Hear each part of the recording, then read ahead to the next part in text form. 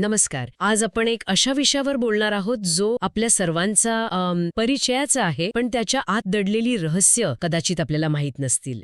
आपण बोलणार आहोत वडाच्या झाडाबद्दल. तर एक डेरेदार पवित्र झाड नाही, तर एकेकाळी ते भारताचं चालतं बोलतं आरोग्य केंद्र होतं. अगदी बरोबर. आणि हीच गोष्ट या माहितीच्या केंद्रस्थानी आहे. यात वडाच्या झाडाच्या 7 महत्त्वपूर्ण औषधी उपयोगांबद्दल सविस्तर माहिती दिली आहे. हो, पण आज आपण फक्त हे उपयोग काय आहेत हे नाही पाहणार, तर त्या मागचा विचार काय आहे तो समजून घेणार आहोत. हो, आणि मला वाटतं आजचा आपला खरा प्रश्न हा आहे की एकेकाळी जे झाड आपलं आरोग्य केंद्र होतं, बरोबर. ते आज फक्त एक पवित्र प्रतीक म्हणून का उरलं आहे? त्याचं ज्ञान आपण विसरलो आहोत की आजचं विज्ञान ते नाकारत आहे? चला तर मग या झाडाच्या औषधी गुणांचा एक करून आढावा घेऊया. नक्की. तर सुरुवात करूया आपल्या रोजच्या सवयींपासून. दात घासणे. या माहितीनुसार वडाच्या पारंब्यांचा दातून किंवा दंतमंजन म्हणून वापर केला जातो.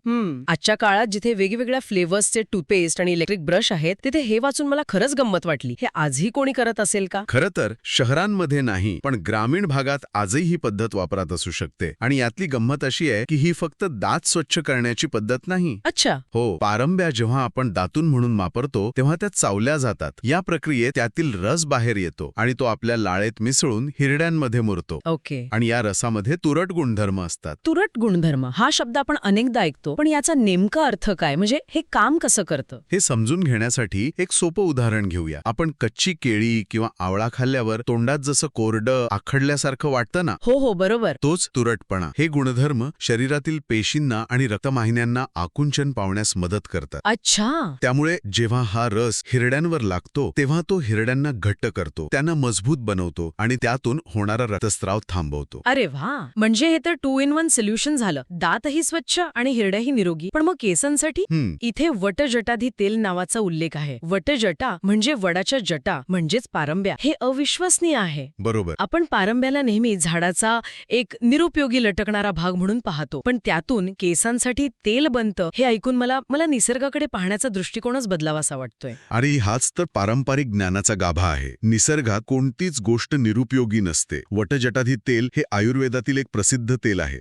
यामागे विचार असा आहे की जशा या पारंब्या झाडाला आधार देतात आणि त्याला जमिनीशी घट्ट धरून ठेवतात, करतील. या तेलामुळे केसांच्या मुळांना पोषण मिळतं, रक्तपुरवठा सुधारतो आणि केस गळती कमी होते, असा पारंपरिक विश्वास आहे. म्हणजे निसर्गातील प्रतीकांचा मानवी शरीरावर होणाऱ्या परिणामांशी थेट संबंध जोडला गेला आहे. जे वरून दिसतं तेच आतूनही काम करतं. खूपच सुंदर विचार आहे हा. अगदी. दातांची आणि केसांची बाह्य काळजी घेण्यापलीकडे जाऊन या माहितीमध्ये काही खूप मोठे दावे केले आहेत. यात म्हटलं आहे की हे झाड शरीराच्या आतल्या गंभीर समस्यांवरही काम करतं. म्हणजे वैद्य लोक वडाची पानं, फळं, दूध, मूळ, चीक आणि साल जवळजवळ झाडाचा प्रत्येक भाग औषध म्हणून वापरतात. हो, आणि इथे एक महत्वाची गोष्ट लक्षात घेण्यासारखी आहे. एकाच झाडाच्या वेगवेगळ्या भागांमध्ये वेगवेगळे औषधी गुणधर्म असतात. म्हणजे पानं वेगळं काम करतील, साल वेगळं. अगदी. पानं वेगळं काम करतात, साल वेगळं आणि मूळ वेगळं. पारंपरिक वैद्यकीय पद्धतींमध्ये जसं की आयुर्वेदात कोणत्या भागाचा उपयोग कोणत्या आजारावर, कोणत्या ऋतूत आणि कोणत्या प्रक्रियेने करायचा याचं सखोल ज्ञान नोंदवलेलं आहे. याचा अर्थ असा होतो का की आपल्या पूर्वजांना एस्ट्रिंजन प्रॉपर्टीज किंवा अँटी इन्फ्लामेटरी हे शब्द माहीत नसतील? हां, बरोबर. पण त्यांना त्यामागचं विज्ञान अनुभवातून आणि निरीक्षणातून कळलं होतं. त्यांनी एक संपूर्ण वैद्यकीय प्रणालीच विकसित केली होती. अगदी तसंच. हजारो वर्षांच्या ट्रायल अँड एररमधून, म्हणजे प्रयोग आणि अनुभवातून हे ज्ञान तयार झालं आहे. बरोबर. कोणत्या वनस्पतीचा कोणता भाग विषारी आहे, कोणता औषधी आहे, तो किती प्रमाणात घ्यावा, हे ज्ञान पिढ्यानपिढ्या दिलं गेलं. आणि वडाचं झाड याचं उत्तम उदाहरण आहे, नाही का? मूर्तिमंत उदाहरण आहे. सामान्य माणूस त्याला सावली देणारं झाड म्हणून पाहतो, तर वैद्य त्याला एक संपूर्ण औषधालय म्हणून पाहतो. आणि म्हणूनच या झाडाला आपल्या संस्कृतीत इतकं पवित्र मानलं गेलं असावं. आता आपण याच औषधालयातील काही गंभीर आजारांवरील उपायांविषयी बोलूया. मधुमेहावर नियंत्रण ठेवण्यासाठी वडाच्या मुळांचा रस दिवसातून एकदा घेतल्यास रक्तातील साखरेची पातळी कमी होते, असं या माहितीत म्हटलं आहे. हा एक खूपच मोठा दावा वाटतोय, विशेषतः आजच्या काळात.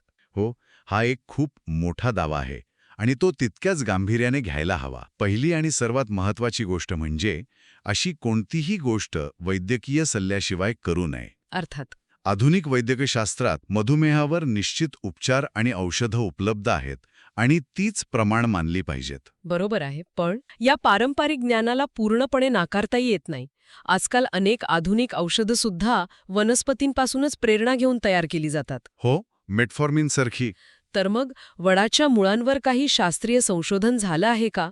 की हा फक्त एक लोकपरंपरेतील समज आहे? हा खूप महत्वाचा प्रश्न आहे. खरं तर यावर काही प्राथमिक स्तरावर संशोधन झालं आहे. काही अभ्यासांमध्ये असं दिसून आलं आहे की वडाच्या अर्कामध्ये काही असे घटक आहेत जे रक्तातील साखर कमी करण्यास मदत करू शकतात. अच्छा.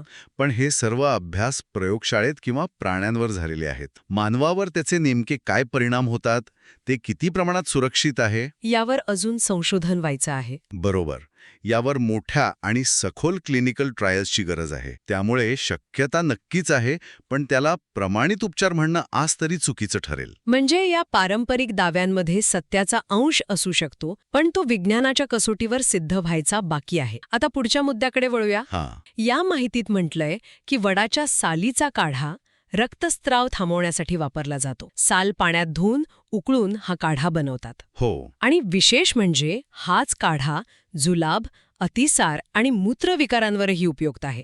म्हणजे एकाच काढ्याचे इतके उपयोग हे कसे शक्य होतं? यामागे तेच शास्त्रीय कारण आहे ज्यावर आपण आधी बोललो, तुरट गुणधर्म.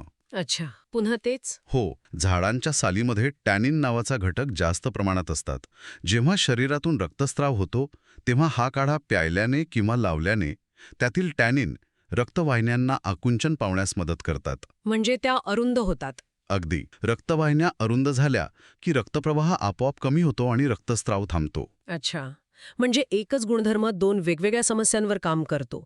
मग जुलाब आणि अतिसारामध्ये याचं काय काम? तिथेही हेच तत्व लागू होतं. जुलाब किंवा अतिसारामध्ये आतड्यांची हालचाल इनकंट्रोलेबल झालेली असते. हं. सालीच्या काड्यातील तुरट गुणधर्म आतड्यांच्या स्नायूंनाही आकुंचन पावण्यास मदत करतात. यामुळे त्यांची अतिरिक्त हालचाल कमी होते. आणि शरीरातील पाणी टिकवून धरण्यास मदत होते. बरोबर. त्यामुळे एकाच गुणधर्मामुळे रक्तस्राव आणि अतिसार या दोन्हीवर तो प्रभावी ठरतो. म्हणजे निसर्गाचं स्विस आर्मी नाईफ आहे हे झाड. निसर्गाचं सार्मी नाईफ ही उपमा अगदी योग्य आहे. तर मग याचा अर्थ वनाचं झाड फक्त आतूनच नाही तर बाहेरूनही तितकंच गुणकारी आहे. हो, पानं किंवा फांदी तोडल्यावर जो दुधासारखा चिकट रस म्हणजे चीक निघतो, तो दातदुखी, कानदुखी, त्वचेचे विकार यावर लावल्यास गुण येतो असंही म्हटलं आहे. मला आठवतंय लहानपणी खेळताना काही लागलं तर आजी झाडाचा चीक लावायला सांगायची. हो, ही एक खूप जुनी घरगुती पद्धत आहे. पण थांबा, लहानपणी जखमेवर काहीही लावायला मनाई असायची कारण इन्फेक्शनचा धोका असतो. मग झाडातून निघणारा चीक थेट जखमेवर लावणं खरंच सुरक्षित आहे का? हा एक अतिशय योग्य आणि व्यवहार्य प्रश्न आहे. खरं तर या चिकात नैसर्गिकरित्या जंतुनाशक आणि सूज कमी करणारे गुणधर्म असण्याची शक्यता आहे. ओके. त्यामुळे तो जखमेवरील जंतूंना मारून ती लवकर भरण्यास मदत करू शकतो. पण तुम्ही म्हटल्याप्रमाणे यात धोकाही आहे.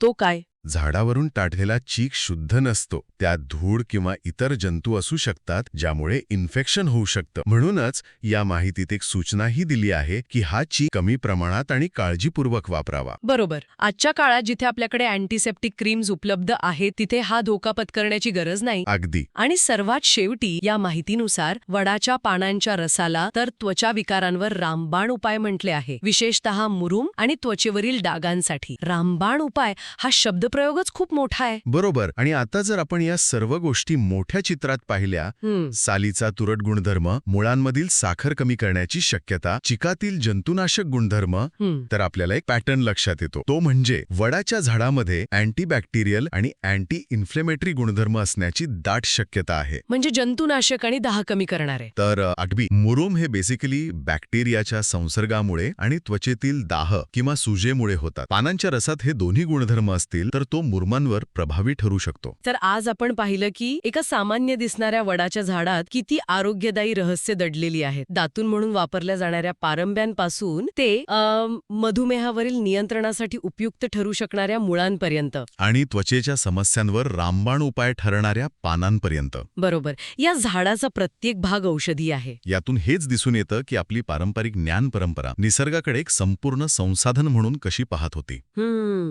प्रत्येक झाड, प्रत्येक पान, प्रत्येक मूळ हे केवळ वनस्पतीचा भाग नसून ते मानवीय आरोग्यासाठी एक संभाव्य उपाय आहे हा दृष्टिकोन यात दिसतो. हे ज्ञान हजारो वर्षांच्या निरीक्षणातून तयार झालं आहे. आणि मला वाटतं आपण सुरुवातीला जो प्रश्न विचारला होता की हे ज्ञान आज कुठे आहे, त्याचं उत्तरही यातच दडलं आहे. कसं काय? हे ज्ञान विसरलं गेलं नाहीये, पण आधुनिक विज्ञानाच्या प्रमाणित पद्धती आणि पारंपरिक ज्ञानाची अनुभवावर आधारित पद्धत यांच्यात एक दरी निर्माण झाली आहे. हो, आणि ही दरी सांधण्याची गरज आहे. पारंपरिक दाव्यांना पूर्णपणे नाकारणं किंवा ते डोळे झाकून स्वीकारणं दोन्ही धोक्याचं आहे. बरोबर. त्याऐवजी या दाव्यांचा वैज्ञानिक पद्धतीने अभ्यास करून त्यातील तथ्य शोधून ते आधुनिक वैद्यकशास्त्रात कसं वापरता येईल हे पाहणं महत्वाचं आहे. आणि याच विचाराने मी आजची चर्चा संपवू इच्छिते. या माहितीत 7 प्रमुख उपयोगांचा उल्लेख आहे, पण जर या झाडाचा प्रत्येक भाग इतका उपयोगी आहे तर मग या एकाच पवित्र झाडामध्ये आणखी कितीतरी अज्ञात औषधी गुणधर्म शोधाच्या प्रतीक्षेत असतील याचा विचार करायला हवा. आणि त्याहून महत्वाचा प्रश्न हा की आपण या प्राचीन ज्ञानाचा वारसा पुढे नेण्यासाठी आणि त्याला विज्ञानाच्या कसोटीवर सिद्ध करण्यासाठी एक समाज म्हणून तयार आहोत का?